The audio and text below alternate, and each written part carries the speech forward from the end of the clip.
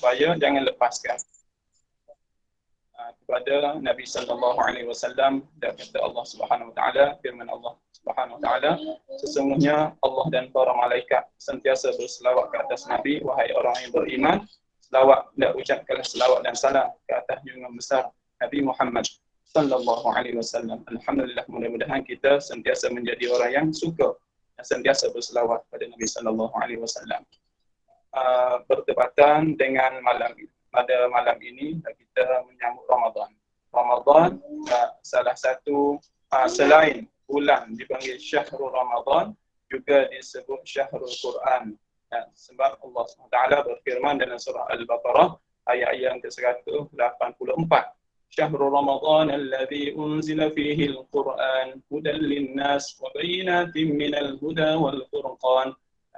Pada bulan Ramadan Allah SWT turunkan Al-Quran yang menjadi petunjuk hidayah tak kepada manusia, dan juga menjadi pembeza untuk kita menentukan di antara baik dan buruk, halal dan haram dan sebagainya, dosa dan pahala. Dan juga dalam surah Ad-Dukhan Allah Ta'ala bagi tahu kepada kita, inna anzalnahu fi lailatin mubarakah, sesungguhnya telah diturunkan Al-Quran pada malam yang berkah, iaitu pada malam Al-Qadar. Dan malam Al-Qadar itu terletak dalam termasuk dalam bulan Ramadan. Juga disebut Syahrul Rahmah, bulan rahmat. Selain itu juga Syahrul Maghfirah, bulan keampunan. Juga disebut juga Syahrul Siyam, bulan puasa. Yang inilah yang famous, kita semua sebut datangnya Ramadan, bulan puasa. Tapi luas lagi, dia hanya bukan sekut puasa sahaja, tapi sangat luas. Kita boleh panggil apa? Pesta ibadah. Juga dengan Syahrul Ibadah, bulan ibadah. Syahrul Barakah, bulan yang penuh dengan keberkatan. Kerana apa? Apabila datang Ramadan, futihat abwabul jannah, dibuka pintu syurga seluas-luasnya. Sekarang ni pintu syurga ditutup.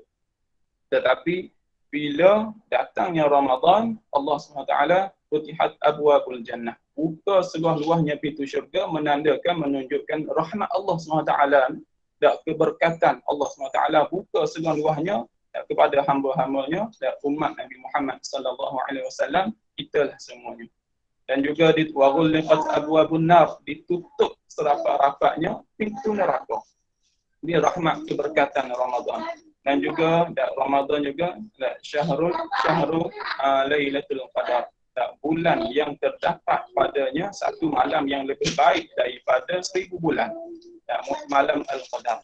Dan juga bulan Ramadan juga dikenal Syahrul As-Sawabul Akbar, bulan yang pahala dilipat gandakan, besarnya pahala, pesta pahala.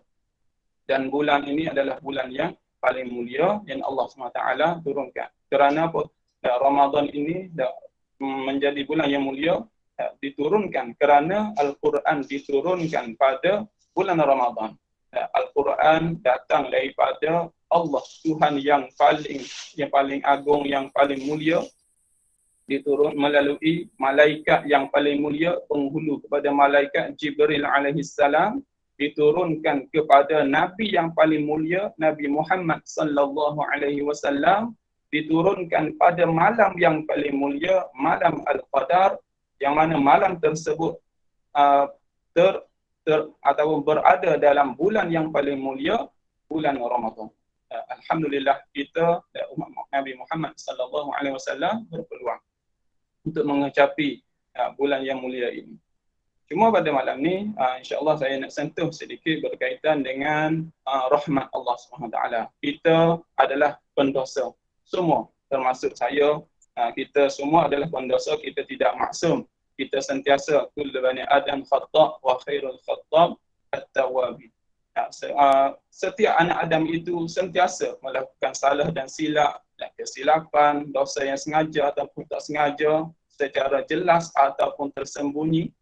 Semua kita ni ada kesilapan yang kita lakukan setiap hari. Dan boleh jadi dalam satu hari itu banyak silap daripada ataupun banyak dosa yang kita buat daripada pahala.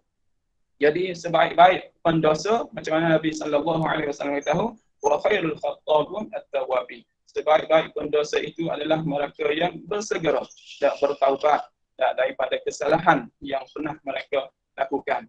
Bertepatan dengan firman Allah Subhanahu wa taala, wasari'u ila maghfiratin min rabbikum. Bersegeralah kamu, berlumba-lumbalah. Wasari'u ila maghfiratin, mengejar keampunan Tuhan ini.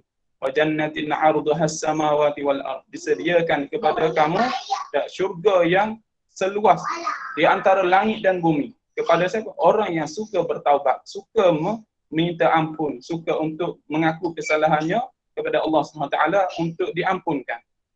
Mu'iddat lil muttaqin, disediakan kepada siapa? Orang yang bertakwa. Apa maksudnya? Orang yang suka bertaubat ini adalah orang, ciri-ciri orang yang bertakwa. Alhamdulillah, mudah-mudahan kita termasuk. Firman Allah Subhanahu wa taala, qul ya ibadiyalladzina asrafu ala anfusihim la taqnatu min rahmatillah innallaha yaghfirudz dzunuba jami'a. Saya nak bawa malam ni berkaitan dengan rahmat Allah Subhanahu wa taala yang berlipat kali ganda, yang sentiasa ada, yang sentiasa menunggu kita. Kata Allah Subhanahu wa taala dalam surah Az-Zumar ayat yang ke-53, "Qul ya ibadi," katakanlah kepada hamba-hambaku, "Qul ya ibadiyallazi," yang telah asrafu, yang telah melampaui batas, terlajak, buat kesilapan, ada dosa, terlanjur, sebagainya, apa-apa kesalahan. Alladzina asrafu ala anfusihim, terhadap diri mereka sendiri. Kita buat salah, bukan kita yang bukan orang lain yang rugi, kita sendiri yang rugi. Ya, la taqnatu min rahmatillah, Allah Ta'ala bagi harapan, bagi kita harapan supaya jangan, la taqnatu, jangan sesekali kamu berputus asa min rahmatillah, daripada rahmat Allah Subhanahu Wa Ta'ala. Ini Allah Ta'ala bagi harapan, selagi mana nyawa di kandung badan, selagi mana nyawa tidak sampai ke halqum, maka jangan berputus asa daripada rahmat Allah SWT. Ini Allah Ta'ala rakam dalam Al-Quran, la taqnatu min rahmatillah. Jangan sesekali berputus asa dan kamu kecewa daripada mendapat rahmat Allah SWT. Kerana apa? Innallaha yaghfirudz dzunuba jami'a.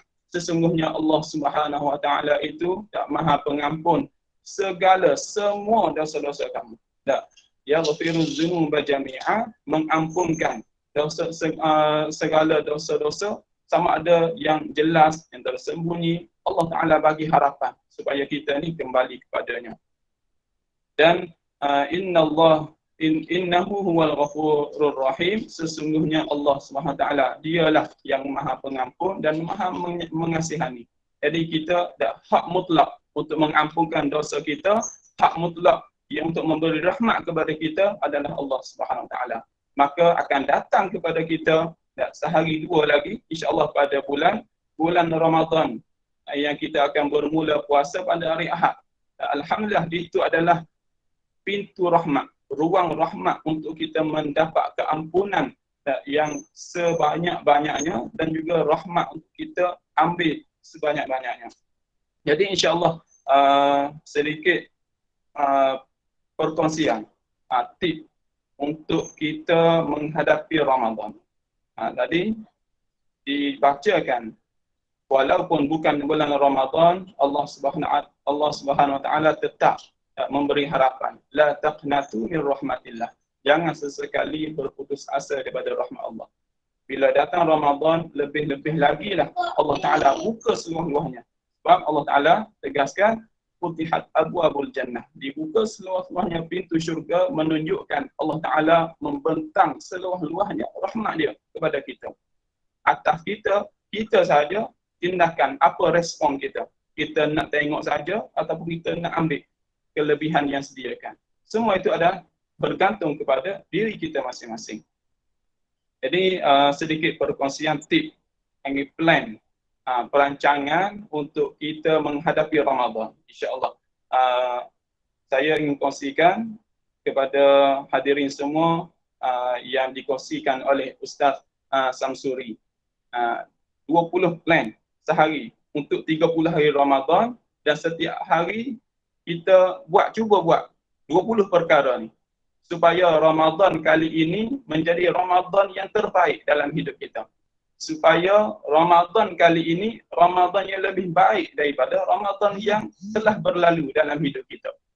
Jadi sedikit perkongsian plan supaya kita kalau ada plan, insya-Allah program tu akan berjaya. Daripada kita buat dipanggil sembrono ataupun kita ikut telitah. Dipanggil plan IT, ikut telitah. Jadi jangan buat plan ikut telitah. Mungkin kita kata tak apa, sehari boleh setengah datang 15 Ramadan, habislah khatam Quran. Jangan kita ikut rasa sebab kita masa hari ni kita tak biasa buat. Mana mungkin datang Ramadan kita boleh buat benda yang kita tak biasa buat. Jadi insya-Allah kita kongsikan plan, mudah-mudahan ni bagi manfaat kepada kita semua. Perancangan untuk kita menghadapi Ramadan supaya Ramadan kali ini tidak sia-sia, tidak dilepaskan kelebihannya begitu saja. Pertama, insya-Allah untuk semua dan untuk diri saya sendiri, jangan miss. Yang pertama, jangan miss bangun sahur walaupun kita boleh tahan lapar. Tip yang pertama, jangan miss bangun sahur walaupun kita boleh tahan lapar. Walaupun hanya minum air segelas. Sebab apa? Nabi pesan kepada kita, Nabi beritahu, inna fis sahur barakah. Sesungguhnya pada sahur itu ada keberkatan. Maka jangan sesaat ataupun sedetik pun dalam Ramadan ini kita lepaskan peluang. Kerana disebut tadi bulan macam bulan rahmat, bulan keberkatan, bulan keampunan, bulan digandakan pahala semuanya. Jangan lepaskan peluang ini kerana Ramadan akan datang setiap tahun. Cuma kita sempat tak untuk setiap tahun. Kemudian tip yang kedua, tahajud 2 rakaat. Tahajud 2 rakaat sebab kita dah bangun pagi. Tahajud 2 rakaat sebagai latihan. Paling kurang kalau kata boleh buat lebih lagi, alhamdulillah. Paling kurang bangun pukul 5, bangun pukul 5, ambil basuh muka semua, solat 2 rakaat, kemudian ajak semua isteri ataupun suami, anak-anak, insya-Allah buat secara berjemaah. Supaya kita nak kelebihan Ramadan ini tidak disia-siakan.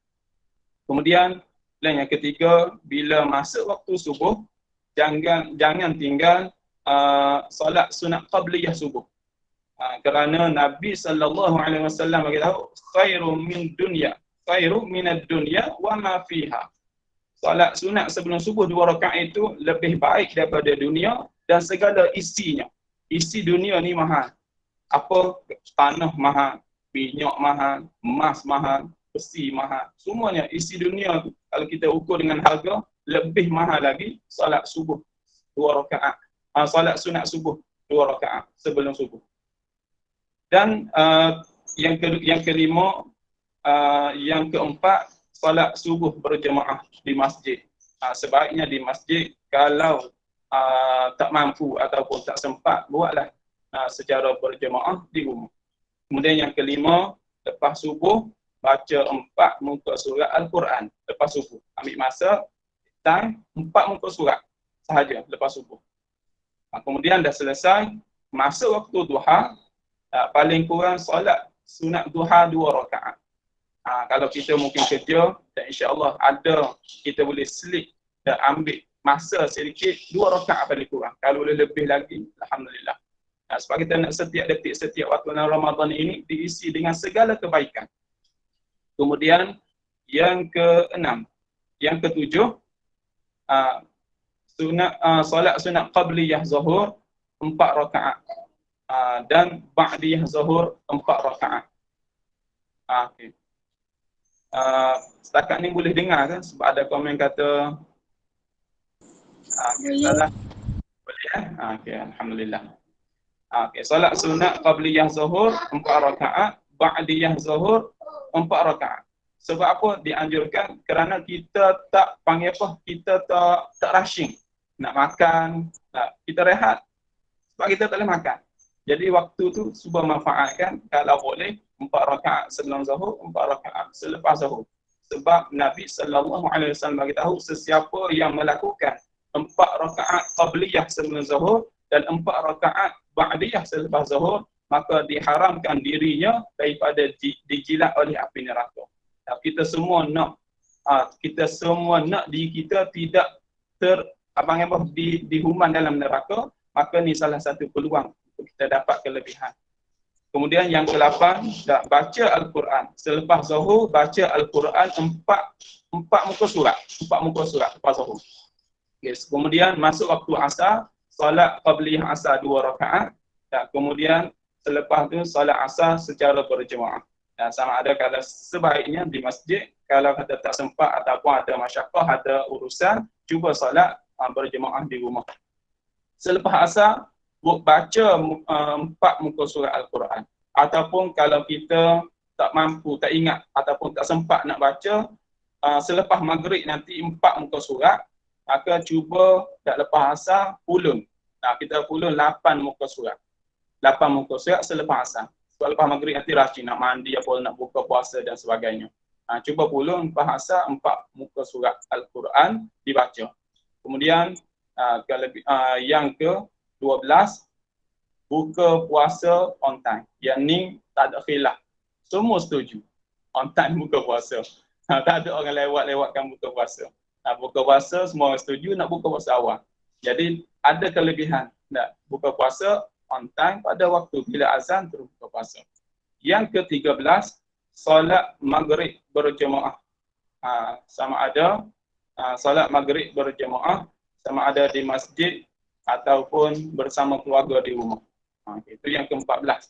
Kemudian yang ke-15, solat sunat ba'diyah maghrib 2 rakaat. Yang sangat dituntut oleh Nabi SAW. Kemudian yang ke-16, bila masuk waktu isyak, solat qabliyah, solat sunat qabliyah isyak 2 rakaat. Kemudian solat isyak secara berjemaah yang ke-17, solat isyak berjemaah. Ni kita nak isi setiap waktu. Kemudian selepas solat isyak berjemaah, solat sunat selepas isyak 2 rakaat, ba'diyah isyak 2 rakaat. Dan kemudian yang ke-19, solat sunat tarawih.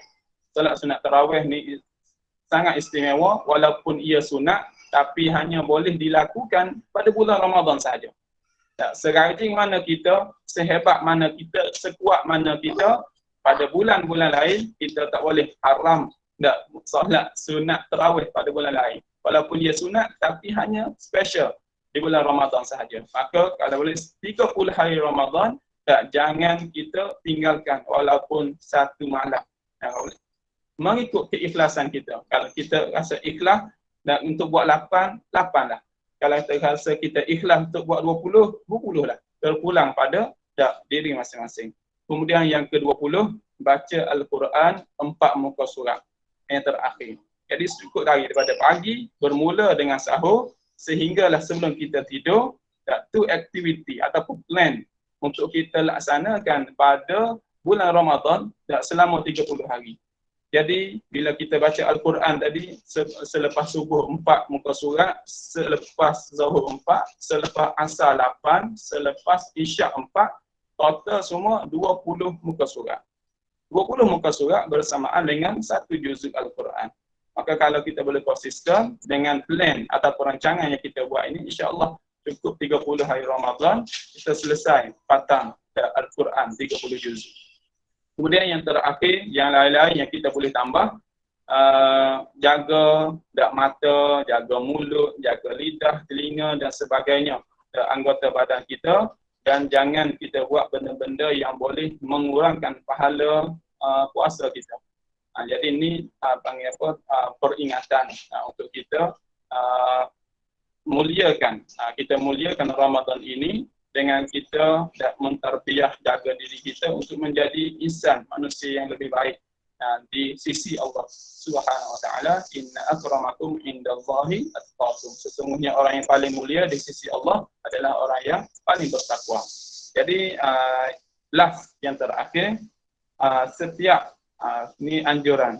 Selain daripada yang kita letak awal pagi sampai ke isyak tadi, yang terakhir kita boleh selit setiap hari sedekah lah, walaupun RM1 ataupun RM5 ataupun lebih lagi. Kalau RM1, 30 hari, RM30. Kalau RM5 setiap hari kita sedekah, RM150 sebulan. Kita sedekah pada Ramadan. Yang ni kita akan tengok dahsyatnya Allah Taala convert nanti di akhirat, dan bagaimana besarnya pahala. Dan mungkin kita menyesal kerana apa kita sedekah sedikit kita buat saat itu. Jadi hadirin yang dirahmati Allah Subhanahu wa taala, dan insya-Allah itulah mudah-mudahan kita dapat ambil manfaat. Dan sebagai kesimpulannya, mudah-mudahan Ramadan kali ini ada perbezaan dengan Ramadan yang kita sudah lalui pada yang lepas. Dan kita harap Ramadan kali ini adalah Ramadan yang terbaik dalam hidup kita. Wallahu a'lam. Kita ampun minta maaf sekiranya ada salah dan silap. Mudah-mudahan Allah Subhanahu wa taala merahmati majlis kita pada malam ini dan menyampaikan ataupun memberi kita ruang dan peluang rezeki untuk kita bersama dengan Ramadan, dan juga memberi kita rezeki untuk kita beramal di bulan Ramadan, dan Ramadan itu bukan menjadi Ramadan yang sia-sia. Kerana Nabi SAW mengaminkan doa Jibril ketika mana Nabi naik ke atas mimbar. Bila Jibril datang mendoakan sesiapa yang diberi peluang kesempatan rezeki untuk bersama dengan Ramadan, tetapi dosa-dosanya tidak diampunkan selepas berlalunya Ramadan, maka celaka dan rugilah orang itu. Maka Nabi mengaminkan. Maka kita ambil peringatan daripada hadis ini supaya kita tidak tergolong daripada golongan yang didoakan oleh Jibril dan diaminkan oleh Nabi SAW. Mana mungkin doa ini ditolak oleh Allah SWT yang didoakan oleh sebaik-baik malaikat, penghulu malaikat, dan diaminkan oleh sebaik-baik manusia, iaitu penghulu para Nabi. Jadi mudah-mudahan Allah SWT memberi kita kekuatan dan untuk kita beramal dengan sebaiknya. Mudah-mudahan Ramadan ini Ramadan yang terbaik dalam hidup kita. Assalamualaikum warahmatullahi wabarakatuh.